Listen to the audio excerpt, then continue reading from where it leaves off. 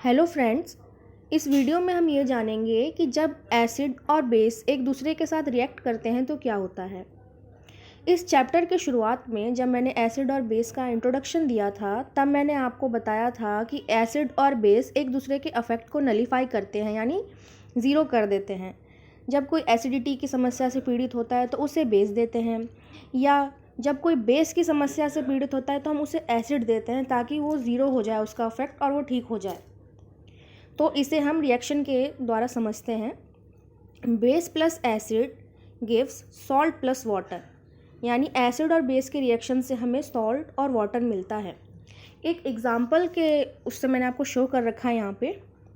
NaOH sodium hydroxide plus HCl hydrochloric acid gives NaCl, यानी sodium chloride साधारण नमक जो हम घरों में इस्तेमाल करते हैं, प्लस H2O यानी water. The reaction between an acid and a base to give a salt and water is known as a neutralization reaction. Acid और बेस के बीच में रिएक्शन जिससे हमें सॉल्ट और वाटर मिलता है उसे हम न्यूट्रलाइजेशन रिएक्शन कहते हैं।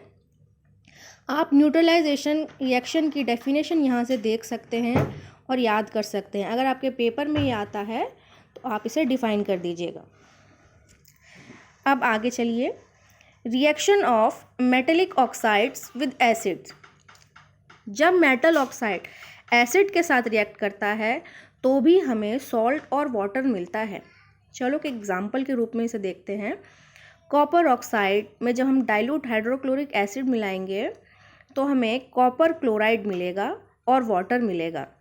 जब ये रिएक्शन हो रही होगी कॉपर ऑक्साइड और डाइल्यूट हाइड्रोक्लोरिक एसिड के बीच में, तो जो सॉल्यूशन है ना वो ग्रीन होने लग जाएगा, ब्लू ग्रीन टाइप का है, हमने नीचे लिख रखा है, जो इंडिकेट करता है कि कॉपर सेकेंड क्लोराइड फॉर्म होनी शुरू हो गई है।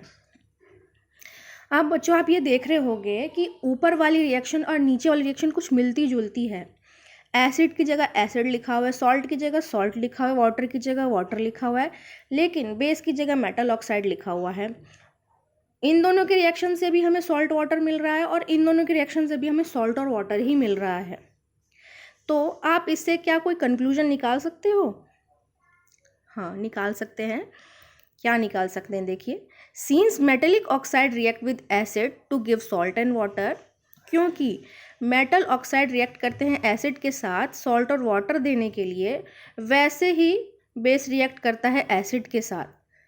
इसीलिए मेटल ऑक्साइड क्या हो जाएंगे, आर बेसिक इन नेचर, या आर बेसिक ऑक्साइड्स।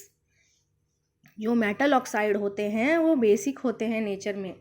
ये क्वेश्चन 1 मार्क में आपसे पूछ सकता है, तो आप लोग इसका आंसर आराम से दे सकते हैं। न्यूट्रलाइजेशन रिएक्शन के बारे में थोड़ा सा मैं और बता दूं।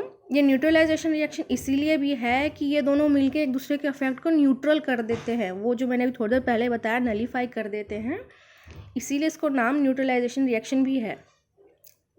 तो बच्चों इसमें जो आपको कोई प्रॉब्लम आ रही हो या क्वेरीज हो या और कुछ जानना हो आपको इसके बारे में, तो कमेंट बॉक्स में आप अपने क्वेश्चन डाल सकते हैं और मुझसे पूछ सकते हैं। Thank you very much.